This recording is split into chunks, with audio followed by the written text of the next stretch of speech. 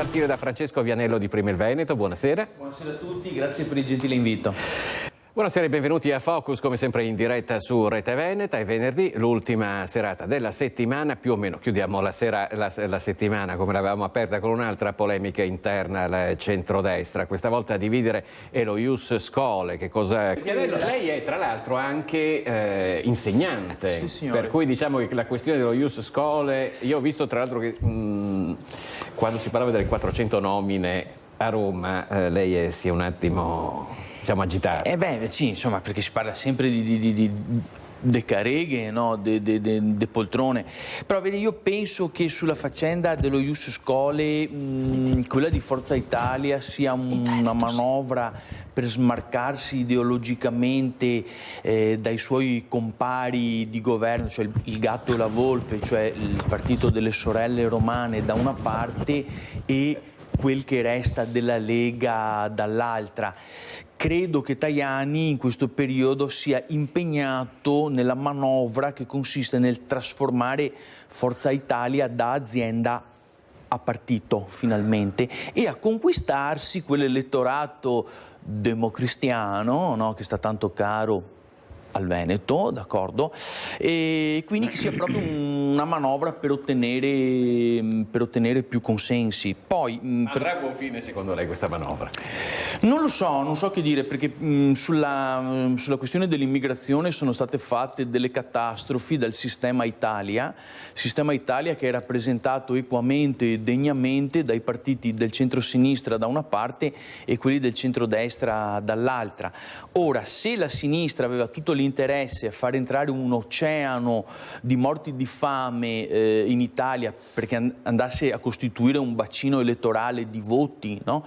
Dall'altra parte il centrodestra andava anche comodo perché magari molti imprenditori avevano proprio tutti questi morti di fame, questi poveretti disposti a lavorare Vianello, che affermazione per una violenta pipa, a lavorare per una pipa di tabacco, per una pipa di tabacco, perché se gli stipendi dei lavoratori italiani sono fermi da oltre 25 anni è anche perché questi sono in concorrenza, una concorrenza spietata che non potranno mai vincere con i lavoratori stranieri che, avendo fame, io lo dico bonariamente, morti di fame, a me dispiace che loro lo siano, però quando nel tuo paese fai entrare per 30 anni decine di migliaia di persone, se non centinaia, addirittura dei milioni, disposti a tutto, perché fuggono da povertà, carestie, guerre, persecuzioni e quant'altro, quindi persone disposte a tutto per venire in Italia, quindi a pagare anche delle associazioni criminali. E qui vorrei aprire una parentesi: il governo Meloni, che va a stanziare un aumento della spesa per gli armamenti fino al 5% e che dice di contare tanto e molto in ambito europeo, internazionale e in America con l'amico, lo zio Sam di Trump, mi spiegate com'è possibile che non riusciamo a fare un blocco navale a 10 chilometri davanti alle coste della Libia, dato che lì non c'è nessun governo che potrebbe contrastarlo? Allora, abbiamo bombardato la Serbia, abbiamo bombardato Belgrado, abbiamo lasciato bombardare la Siria, abbiamo lasciato bombardare l'Iraq e anche l'Iran. Contiamo così tanto a livello internazionale che non si riescono a bloccare quelle centinaia di migliaia di immigrati clandestini irregolari che continuano ad arrivare. Ecco, questo me lo dovrebbero spiegare. Senta Vianello, per quello che riguarda lo Ius Scholae, sì, nella sua esperienza scolastica c'è qualche cosa che possiamo dire in merito? Che i numeri, per esempio, degli alunni di origini straniere, extracomunitarie, e devo dire che in alcuni casi dimostrano un profitto, un'attenzione e a volte un rispetto nei confronti della figura dell'insegnante. Mi dispiace doverlo dire, veramente, ma a volte superiore rispetto a quello dei nostri, chiamiamoli, locals. Hanno fame, lo dico bonariamente con il massimo rispetto possibile, hanno fame di sapere, hanno fame di cultura, hanno fame di lavoro. e quindi sono disposti a fare anche tutti quei lavori che i nostri invece giovani snobbano. Poi, attenzione, compito della politica dovrebbe essere quello di creare le condizioni per far restare in Italia i nostri giovani, per farli lavorare bene, con dei stipendi dignitosi e con la possibilità di crescere economicamente e di farsi una famiglia. Questo è compito, tra virgolette, nostro della politica. Poi c'è da dire che i giovani extracomunitari si adatta di più, perché va a fare quei lavori dove che si ciappa anche tanti più schei, perché i nostri, tutti i diplomai, tutti i laureai in fufologia, si rende conto che in Veneto cosa serve? Trasportatori, gente che col Transpallet scarica bancai da Slovenia, da Slovacchia, da mattina a sera, trasportatori acquei, tassisti, eccetera. I nostri che a studiare fufologia per tot anni, noi siamo più disposti ad andare a fare questi lavori, dove chi ci apparia una manega de schei, e glieli lasciano invece ai giovani più motivati, più desiderosi magari anche di fare un salto economico per poi magari tornare nei loro paesi, no? Con Jaguar, Comunque, però questo è un problema, nel senso che il Veneto, almeno fino a 30-40 anni fa, era portato naturalmente a fare impresa, a diventare imprenditore, e questo non è completamente sparito, ma sta sparendo lentamente dalle aspirazioni. Con una istruzione di massa, secondo me, forzata e senza una pianificazione anche economica delle categorie lavorative che avrebbero dovuto esserci nel futuro, mandando tutti in massa a studiare. Poi attenzione, questa è una libera scelta personale delle famiglie e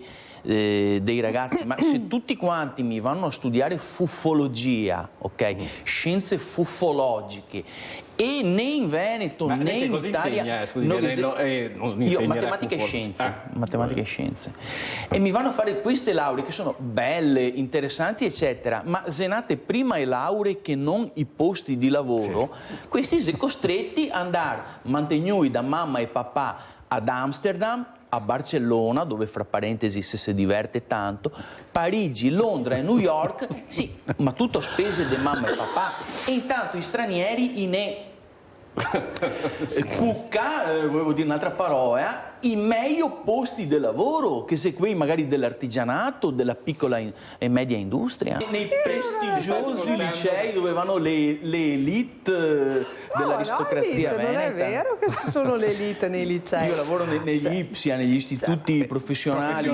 della periferia di Mestre, però le materie scientifiche sono molto, essendo considerate crude, dure, i ragazzi uscendo dalle superiori con una scarsissima preparazione in queste materie vanno a scegliere quelle umanistiche, secondo me, non tanto perché siano innamorati di quelle, ma perché noi siamo buoni a far doppio do. E ora va a fare delle materie considerate più serie. Non scaricare la colpa sull'insegnante, collega. E ora promuovemo tutti, siamo gli insegnanti più bravi del mondo. Allora se ne 20 non può essere 20 ignoranti. Esatto. Non hanno voglia di studiare. Non hanno voglia di studiare. Perché siamo in una classe dove la media, in una classe di liceo dove la media è dell'8, l'insegnante se dentro nella scuola su 25 che ne no, ma perché tu vedi che la stessa classe con insegnanti diversi ha risultati diversi. Io non ho mai visto un rimandato in italiano in 15 anni. Dove la media è dell'8, tu non puoi avere 12 rimandati in matematica. E neanche un rimandato in italiano in 15 anni, Morena. Sì, ne ho 15 anni, neanche un rimandato in italiano. Ma io ne ho visti. Neanche un rimandato in italiano. Ma io ne ho visti tanti tutti geni in italiano. Oppure i voti ma non è vero, ma queste sono e se contemmo ma quanto bravi che siamo, mi ho promosso tutti e sono l'insegnante più bravo del mondo. L'insegnante bravo, i genitori si cavano il cappello, guarda che bravo il professor Vianeo, tutti bravi con you, tutti promossi. Ma abbassiamo i livelli. L'insegnante bravo è quello che sa per promuovere anche i fagiani e i merli dei giardini che ora Morena, dai. L'insegnante bravo è la persona che sa rendere facile il difficile. C'è il Dalai Lama, Gesù Cristo in terra, non riesce a didatizzare la matematica, precario, paga 6 mesi all'anno, un precario che si sposta dei miei chilometri da casa, però deve essere Gesù Cristo in terra come il Dalai Lama. Perché litigano nei consigli di classe con i colleghi di matematica. E promuoviamo tutti, allora la più brava è quella che promuove tutti, dai Morena. Mettono 3, cosa vuol dire 3? Mettere 4, ma dai, lo stesso, come sei d'accordo con me? Morena, sei d'accordo con me? Perché mi hai detto le stesse cose che ti ho detto io, per cui non facciamo ipocrisie sulla scuola, per piacere, che c'è il 99,97% di bocciati all'esame di maturità, escono tutti quanti con 110 lodi e dopo emergono che ci sono delle 97% io parlo della mia realtà. C'è Francesco Vianello che ha in mano un papiro sostanzialmente chiuso con un elastico. Di che cosa si tratta, Vianello? Allora, questo qui che io ho in mano e che adesso scarterò qui in diretta davanti al popolo veneto è quel famoso volantino che è stato recapitato in alcune abitazioni delle vie del Rione Piave a Mestre da parte di cioè fa propaganda, scusatemi, forse non sto usando le parole giuste, propaganda è quella politica. Forse è un proselitismo. Sì, un proselitismo religioso. Diciamo, nelle cassette delle lettere ci si è trovati questo plico e cosa c'è scritto? Qui viene spiegato che cos'è la religione islamica, viene spiegato chi è, cos'è Allah, cioè come si identifica. Allora, premesso che per me non c'è nessun problema, cioè se le autorità legali, le istituzioni del nostro paese non ravvisano nessuna ipotesi di reato, ok? Per me va benissimo che chi è testimone di Geova mi lasci il volantino dentro la cassetta delle lettere, che lo faccia anche l'associazione culturale buddista, shintoista o protestante o i battisti della Chiesa degli ultimi giorni. Per me questo non è un problema. Se non si ravvisano irregolarità, reati, e questo lo devono fare logicamente le autorità, per me non c'è nessun problema. Io rispondo con questo volantino. Sì. Allora ognuno in Italia e in Veneto ha il diritto di esporre le proprie opinioni e di dichiarare la propria identità. Prima in sovraimpressione era apparso un messaggio che sinceramente non mi è piaciuto molto, perché ha parlato del popolo veneto in termini di razzisti. Mi sembra... Gli ha dato la colpa alla Lega e agli altri Sì, adesso a prescindere da chi abbia dato la colpa, sinceramente questa cosa qui mi fa un po' male, perché la nostra regione, il Veneto, è ai primi posti in Italia in termini di accoglienza, rispetto, tolleranza e numero di associazioni di volontariato in Veneto. Associazioni di volontariato come quella rappresentata dalla signora collegata online, che si prefiggono di aiutare le persone di ogni genere, tipo, colore, religione, etnia e appartenenza. Per cui a me questo dispiace tantissimo. Io sono favorevole che chiunque possa manifestare la sua identità. Posso farlo anch'io? Posso dichiararmi veneto, eterosessuale e privo di tatuaggi? Posso farlo anch'io? Cioè, è come quindi da mamma di Piave che sa tutte quante cose che sta apposta. Allora diamo la possibilità a tutti di venire qui, di tentare di integrarsi e di stare qui anche se non vogliono integrarsi. Mi sembra cioè, che siamo un popolo, però, siamo persone... Vianello, quelle 3 pagine quante sono che ha portato, a un certo punto ci diceva Giovanna Luzzica del comitato dei residenti di Via Piave, e ci sono delle frasi insomma un pochino forti, soprattutto se si va avanti nella lettura. Allora adesso credo che siano estrapolate, cioè, se andassimo a vedere qualche singola parola, qualche singola frase dei testi sacri probabilmente di qualsiasi religione esistente al mondo, potremmo trovare anche qualcosa di il Vecchio Testamento non è proprio leggerino, in effetti. Cioè, qualcosa. Allora, io non voglio entrare nel merito dei contenuti, d'accordo? Questo spetterà a chi di dovere analizzare parola per parola, rigo per rigo. Io dico, allora, cioè, a chi si permette di dire che siamo degli ignoranti, dei campagnoi, polentoni e razzisti? Questo non mi va bene, sinceramente, perché mi sembra che le persone di qualsiasi fede religiosa e di qualsiasi etnia siano accolte, rispettate e aiutate da centinaia, se non migliaia di associazioni di volontariato, dove ci sono persone venete che fanno i volontari per quanto riguarda i pasti, i vestiti, lo studio. Ci sono insegnanti veneti che fanno ripetizioni gratuite a ragazzi di qualsiasi ceto sociale, magari ovviamente i meno abbienti, e di qualsiasi etnia o religione essi appartengano. Ok? Noi chiediamo semplicemente di essere trattati dalle istituzioni allo stesso modo. Perché il problema qui tante volte non sono gli immigrati in sé e per sé, ma è il sistema centrale che ha due pesi e due misure nei confronti dei cittadini italiani e veneti da una parte e dei cittadini migranti dall'altra. Perché a noi viene sanzionata anche la più lieve e minima infrazione del codice della strada o di tutte le milioni di leggi che abbiamo in Italia. Invece ad altri che spacciano sostanze allucinogene, stupefacenti, sistematicamente da mattina a sera sui marciapiedi di Via Piave, ricoprendoli di escrementi, di siringhe e di sostanze infette, a questi non viene riservato lo stesso trattamento che invece viene riservato agli italiani, ai veneti. Senta, ma Vianello, io devo chiedere una cosa, visto che siamo in campagna, stiamo per iniziare la campagna elettorale, ma Gian Antonio D'Arè ci ha detto che lui è pronto a correre con Liga Veneta Repubblica.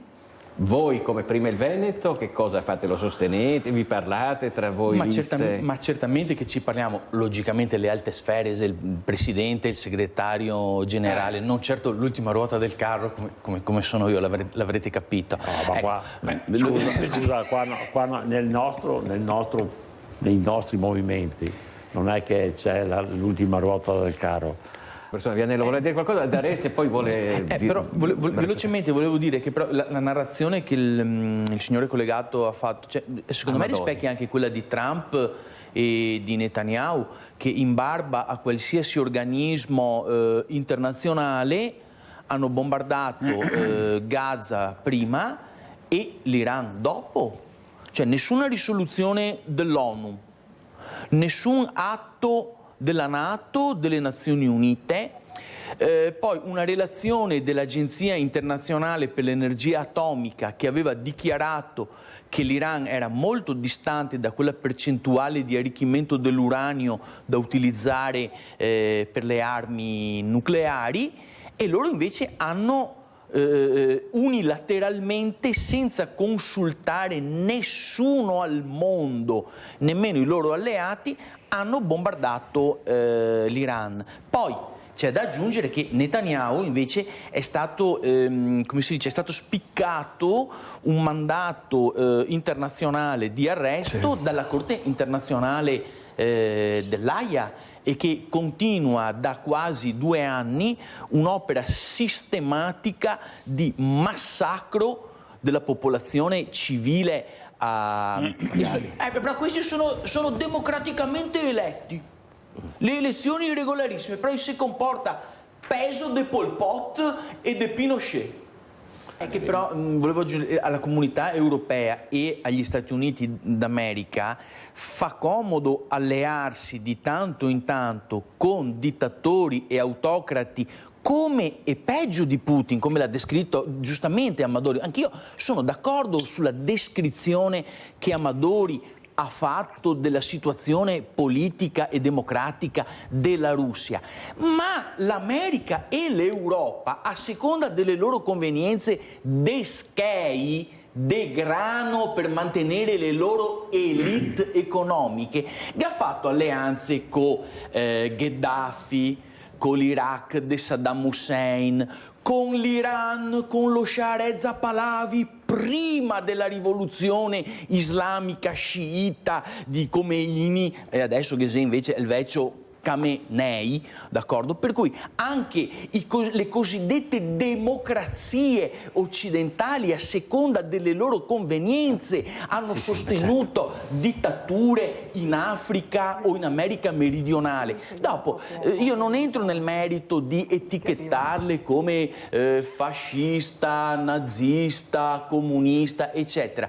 Laddove ci sono delle sistematiche violazioni dei diritti umani, dove le opposizioni non vengono fatte parlare ma vengono addirittura incarcerate, torturate, eccetera, ok? Questo avviene in Russia, d'accordo, ma indirettamente per mezzo degli Stati Uniti d'America è avvenuto in tanti altri paesi del mondo. Dopo sono d'accordo ancora, cito ancora il buon Amadori, che almeno nelle democrazie tutto ciò viene messo, per così dire, sotto processo, sotto indagine. Però Netanyahu si è sottratto al tribunale dell'Aia. Io volevo rassicurare i telespettatori e telespettatrici che con Francesco Vianello condividiamo tantissime idee, insomma siamo insegnanti entrambi, adesso abbiamo scherzato, no, sul fatto che sulla scuola eccetera e sugli insegnanti, ma abbiamo visioni veramente che si sposano nei confronti dei ragazzi. Solo che Vianello li boccia tutti, mentre lei li promuove. No, neanche Vianello lì. Io perché sono più bravo della collega Morena. Quindi i ragazzi domani mattina le promuove tutti. Allora guarda, io dico solo questo, che la soddisfazione del nostro lavoro ce l'hai quando a distanza di anni 100? ti arrivano ti arrivano l'invito al matrimonio, ti arriva la tesi di laurea con la dedica a te che sei stata la sua insegnante. Laurea in? Ecco, lauree, in ufologia. Allora dici, ma se questi ragazzi a distanza di anni mi invitano al matrimonio, ci tengono che io ci sia, mi dedicano la loro tesi di laurea, vuol dire che qualcosa poi ho lasciato, no? Io invece li trovo tutti allo stadio. Alle quali, tutti allo stadio. Scusa, alle quali creature alle quali in tanti anni di insegnamento non ho mai chiesto il voto, ma adesso che sono maturata vi chiedo di votarmi perché la scuola vedi l'anima democristiana. Hai capito come funziona? Però adesso vi dico, ragazzi, come Don Camillo, ricordati. Ancora Francesco Vianello ci sta facendo vedere già una cosa che abbiamo visto parecchie volte. Ma voi alle regionali cosa fate? Allora, volevo concludere dicendo proprio questo. Allora, io spero che tutti i partiti venetisti riescano a trovare la quadra e a unirsi per competere assieme alle elezioni regionali. Spero che nessun partito venetisto si contamini, si contagi facendo alleanze con i partiti italiani di sistema. Ma anche la Lega è un partito italiano di sistema? Sì. Ah, ok, perfetto. Quindi grazie Francesco Vianello di Prima il Veneto.